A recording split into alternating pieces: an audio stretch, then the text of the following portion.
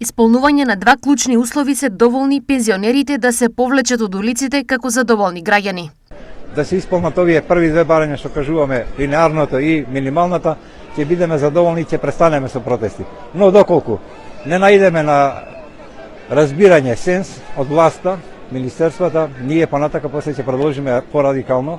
Големото незадоволство пензионерите дополнително ги иритира и индолентноста на председателот на државата, министерката за труд и социјала, но и премиерот Димитар Ковачевски, од кој не добиле никаква подршка, но и можност за разговор.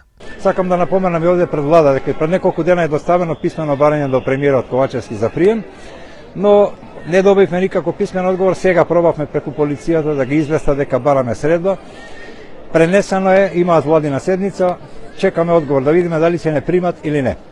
Председателот Пендаровски 3 месеца зборот пензионер го нема спомнато, иако од 5 октомври му имамо доставено барање за прием, да му ја кажеме нашата голгота, да како председател се запознае со нашите проблеми и да интервенира во власта, но и тој остана нем. Во текот на претходните денови, но и денес, пензионерите имаа повеќе средби со представници на странски амбасади и меѓународни асоциации во барањето што побрзо решение за нивниот проблем, кој суштински значи драстично поголеми пензии од сегашните.